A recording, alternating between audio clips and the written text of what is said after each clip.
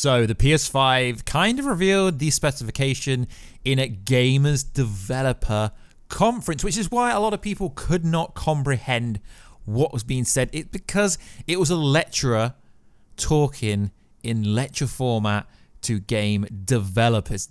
Sony kind of misled you. So in this video, we are going to break down the PS5 versus Xbox X Series, only talking about factual information that is out there. We're not going to make up overclocking or anything like that. We're going to talk about numbers that are actually out there. We're not going to come up with the theories and hypotheses of overclocking and stuff not working. We're going to talk strictly what is going on. So what is good, YouTube? Warstu here. If you are new to the channel, make sure to subscribe to never miss any of the videos. For context, I have a gaming PC, I have a Switch, I have an Xbox One, not the Xbox One X. I have a PS4, not the PS4 Pro. So I have a good spectrum of different platforms.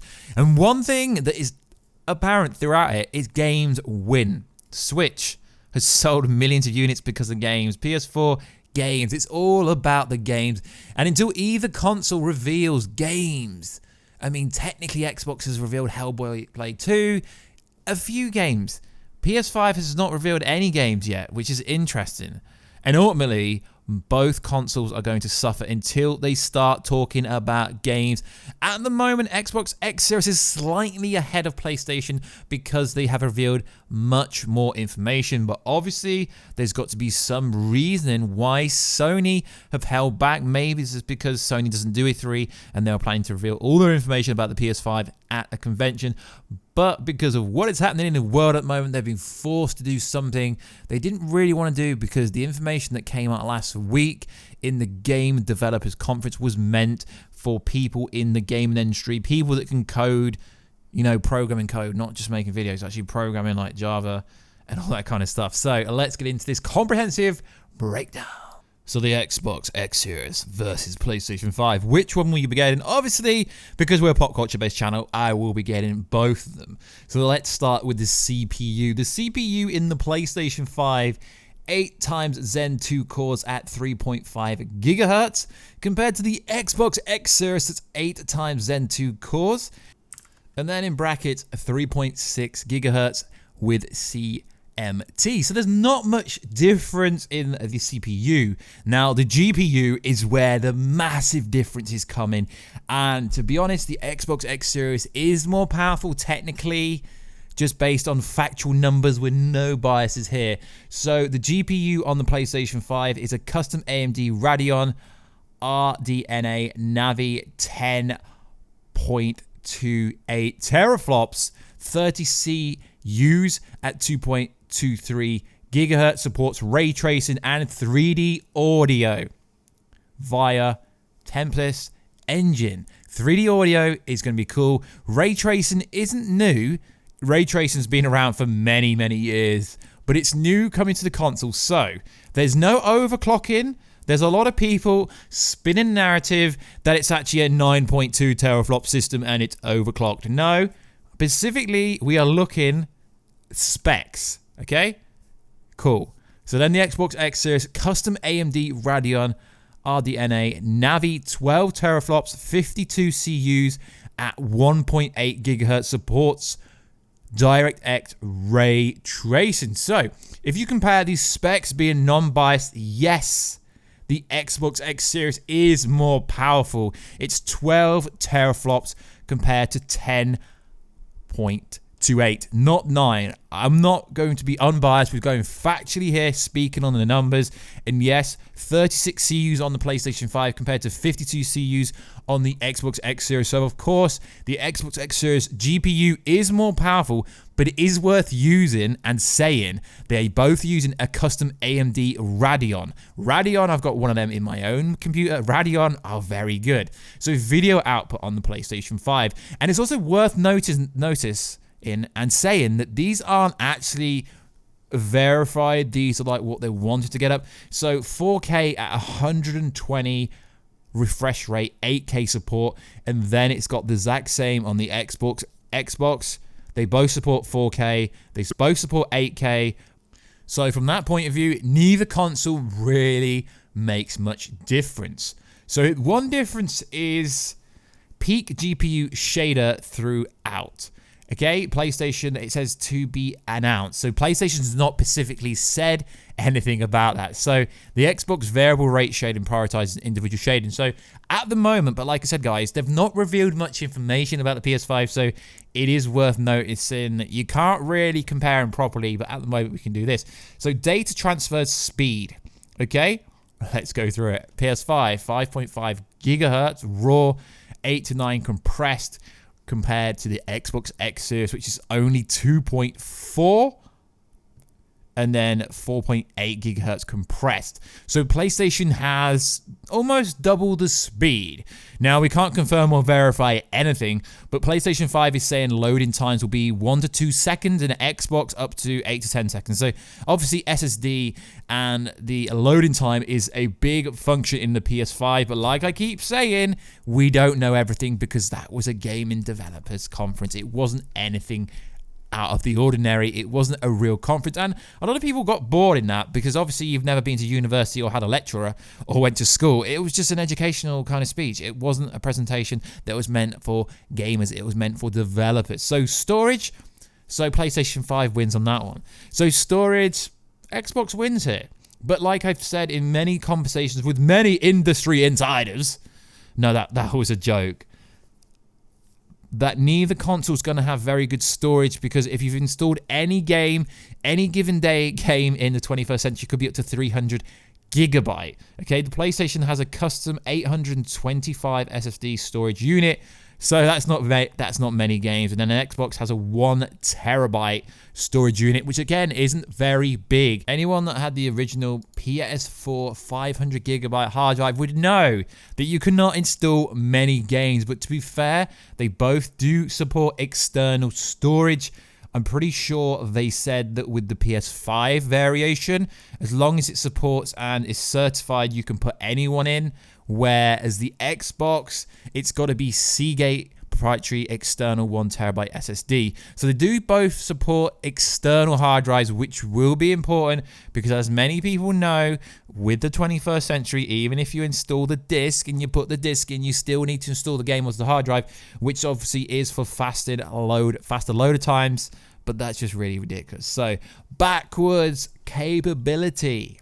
Now, this is a big one. It's not really a big one for me, but it seems to be a big one for people online. So PS4 games, PSVR games as well. But it's also worth noticing and saying that this is to do with licensing. You can't just stick a game from PS3 onto the PS5 without getting the game developers a licensing fee, and you obviously have to pay them. So it's to do with licensing.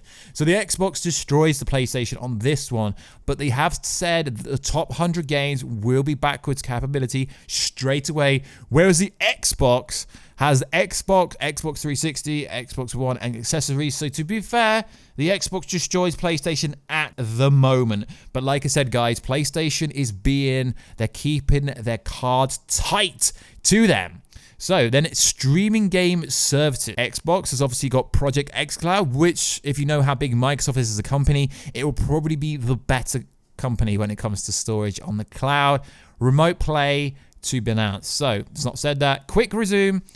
Xbox is claiming it supports multiple games at once, but then I'm thinking, would you play 4 games at the same time? I've had a conversation with people the last few days, and like, no, we wouldn't start one game, play another game, then come back. You just close the game. So this kind of it is a bit ridiculous.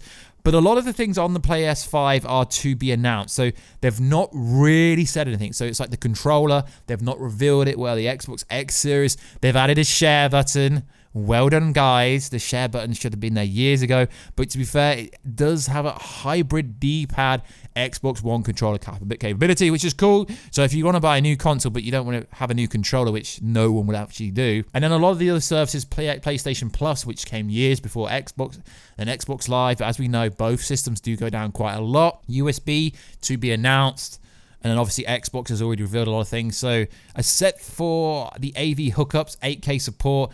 And then Xbox Series X, apparently native 4K and supports 8K. 8K TVs aren't even out, distributed worldwide, not really out at the moment. So a lot of these things are kind of tangible and pointless because they're not even out. It's like supports 8K up to 120 frame rates per second. Well, no, it doesn't, because that's just not going to happen. But what is interesting is this is future-proofing the consoles for years to come. So at the moment, if you were exactly to go from this information, you would say the Xbox Series X slightly is more powerful. But you don't know if PlayStation are just using the SSD, the faster loading times, just for loading times. I guarantee they're not going to boot their whole system on just faster loading times. And you've got to understand, both consoles, the Xbox One and PS4, had under 2 teraflops. So both consoles are at least 5 times more powerful. If you play God of War or Spider-Man PS4 or Horizon Zero Dawn or anything like that on the PS4, you would know that these games are going to be absolute fire. The additional information did say this: the PlayStation 5 will use variable frequencies called a boost, which will obviously boost the performance regardless of the temperature, where it analyzes workload on the GPU/CPU and adjusts the frequencies to match, allowing it to hit a higher GPU performance frequency at the rate instead of hitting a power and spike in lower performance, which I personally feel is good, because there's no point sending full power to something that doesn't need full power. The PlayStation 5 will allow you to choose which part of the game you download first, and will also let you delete part of the game data saves. Rather than deleting the whole game, you can remove the multiplayer or campaign if you finish with it. The next DualShock will have adaptive triggers, which is interesting, but there isn't really that much information on there. But if we are to say which console at the moment is more powerful, then just from the specification, not being biased, I'd have to say it's got to be the Xbox X Series if you're going strictly from numbers.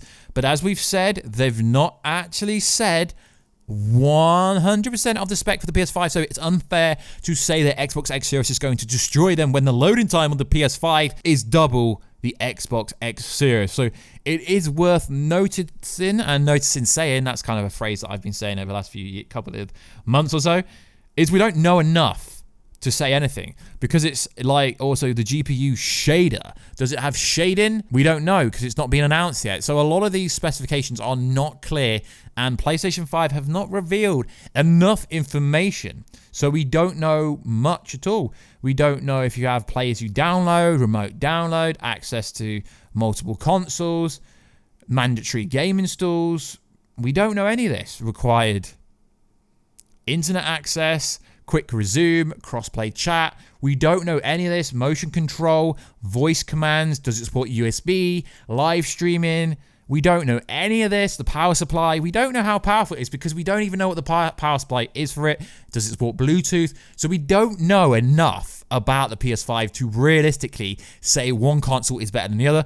But as I've said, if you want to go strictly on numbers and not being biased and not making up stuff about overclocking and stuff like that, then the Xbox X Series is more powerful. I'm not the most technical guy, but I did study a module in computer systems in my computer science degree, so I'm not an idiot. But I'm not someone that's going to make out I've made the PlayStation 5 or I made the Xbox Series X. I didn't make any of the consoles. So I don't know exactly what's going on, because I've not taken one apart. I've not looked at it with my own eyes. I'm going strictly on the numbers. I would say the Xbox X Series is maybe 20% more powerful, if you like. So like always, guys, let me know what you think of these random videos, because I really am interested to see what is going to happen. But like I've said from the start, guys, it's about the games. Xbox has revealed Hellblade 2, which does look very good. But as we know, PlayStation is known for the God of War series that's been going around for 15 years. So they're obviously going to have the way God of War ended on the PS4. No spoilers, there's definitely another one. And Horizon Zero Dawn that's making its way over to the PC. You guys are going to love that game. There is going to be Horizon Zero Dawn 2. And obviously PlayStation, Spider-Man, the way that ended. At the moment, you would say that game-wise, Xbox needs to step their game up.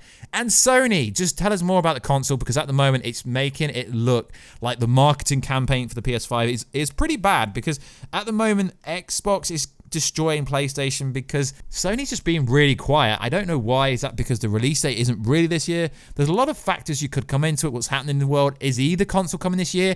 We don't know. But like always, guys, please like, subscribe, and comment. As you know, talking about video games is not the main narrative of this channel, but I will occasionally throw out some gaming videos as I do find it interesting. So like always, guys, please like, subscribe, and comment, and I will catch you in another video. But as long as both of these games play the new Batman Arkham game, I don't care. So like always, guys, please like, subscribe, and comment. I'll catch you in another video very soon. Catch you later.